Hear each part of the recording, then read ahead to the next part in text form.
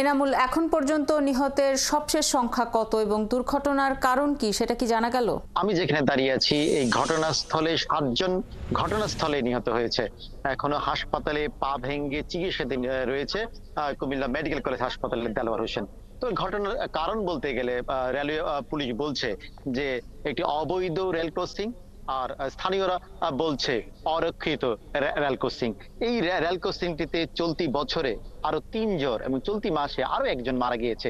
কিন্তু tonic নরনি rail প্রশাসনের, তারা এই ঘটনাকে কেন্দ্র করে ৪ সদস্য বিশিষ্ট কমিটি করেছে। কিন্তু স্থানীয়দের দাবি বারবারই বলছেন এবং উপজেলা নির্বাহী কর্মকর্তা শাহিদ আক্তার ৭১কে জানিয়েছেন, তারা পত্র চালাচালি করেছেন, বারবার উপজেলা প্রশাসন থেকে জানিয়েছেন এই জায়গাটিতে একটি রেল ক্রসিং এর ব্যবস্থা করা হোক। কিন্তু স্থানীয়দের দাবির প্রেক্ষিতে উপেক্ষিত করে রেল কর্তৃপক্ষ বা প্রশাসন এখনো কোনো রেলের জন্য কোনো প্রকার এখানে ব্যবস্থাটি নেয়নি। এবং তার জন্যই আজকে সেখানে অটোতে করে বাক্সিমূল ইউনিয়ন থেকে ৭ জন যাত্রী নিয়ে অটো চালক শাহজাহান সাজু যাচ্ছিলেন এই পথ দিয়ে। এবং সেই চট্টগ্রাম থেকে ঢাকাগামী ট্রেনটি সুবর্ণ এক্সপ্রেস ১০টা ১০ মিনিটের পর সেই জায়গায় সেই রেলের ধাক্কায় এবং ঘটনাস্থলে ৭ জন নিহত হয়। এখনো একজন দেলোয়ার হোসেন সেই কুমিল্লা মেডিকেল কলেজ হাসপাতালে চিকিৎসাধীন রয়েছে। ৭ জনের মধ্যে একজন মর্মান্তিক রয়েছে, যিনি ৮ মাসের অন্তঃসত্ত্বা বাচ্চা রয়েছে শাহিন আক্তার। তবে এই যে ঘটনায় কিন্তু স্থানীয়রা কিন্তু একদম বিক্ষোভে ফেটে পড়েছে। কিছুক্ষণ পরপরই তারা এই রেল সড়কে আসছে, বিক্ষোভ জানাচ্ছে। তারা বলছে কবে হবে এই অবৈধ রেল ক্রসিং এর মধ্যে রেল ক্রসিং এর ব্যবস্থাপনা।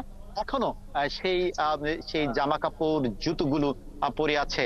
এবং ইতিমধ্যে ৭ জনের জানাজা সম্পন্ন হয়েছে, একজন চিকিৎসাধীন রয়েছে। এবং রেলওয়ে পুলিশের পক্ষ থেকে ঊর্ধ্বতন কর্তৃপক্ষ আসছেন ঘটনাস্থল পরিদর্শন করার জন্য। কিন্তু এই পথ কিন্তু এখনো বন্ধ নেই, এখনো চলছে, যানবাহন কিন্তু যাচ্ছেন অরক্ষিত ভাবে। এবং এই জায়গায় নেই কোনো পাহারা, নেই নেই কোনো বাধা, বিনা বাধাই চলছে। রেলগুলো কিন্তু সচল ভাবে চলছে, কিন্তু প্রাণ চলে গেল ৭ জনের। এই ঘটনাকে কেন্দ্র করে স্থানীয়দের মধ্যে এক প্রকার বিক্ষোভ কাজ করছে। এবং তারা বারবার দাবি জানাচ্ছেন প্রশাসন যেন অতি সত্বর এই বাক্সিমূল থেকে কালিকাপুর যাওয়ার সড়কটিতে এবং এই রেলপথের একজন লোক দিয়ে এবং এই জায়গায় ব্যবস্থা গ্রহণ করেন। না হয় আরো কিন্তু প্রাণ চলে গেল। বেশ কয়েকজন স্থানীয়দের সাথে আমাদের কথা হয়েছে সেই ঘটনার পর থেকে এখন পর্যন্ত। বেশ কয়েকজন বলছেন চলতি মাসে চলতি মাসে একজন কিন্তু নিহত হয়েছে এই জায়গাকে কেন্দ্র করে। কিন্তু তারপরও কিন্তু প্রশাসন বা রেল কর্তৃপক্ষ এখনো কোনো যথাযথ ব্যবস্থা নেয়নি। তবে উপজেলা প্রশাসন বলছেন যে রেল কর্তৃপক্ষকে উপজেলা প্রশাসনের পক্ষ থেকে বারবার আবেদন তারা জানিয়েছেন। এবং সেই আবেদনের প্রেক্ষিতে, আশ্বাসের প্রেক্ষিতে হবে কবে হবে, মানুষ এই যে মানুষগুলো মারা যাচ্ছেন, ৭ জন মানুষ মারা গেলেন, তার দায় দায়িত্ব কে নেবেন সেটি কিন্তু একটি প্রশ্ন হিসেবে রয়ে গেছে। স্থানীয়রা বলছেন যে ৪ জন নারী, ৩ জন পুরুষ এবং একই গ্রামের ৬ জন কিন্তু আজকে এই মর্মান্তিক দুর্ঘটনায় কিন্তু নিহত হয়েছেন।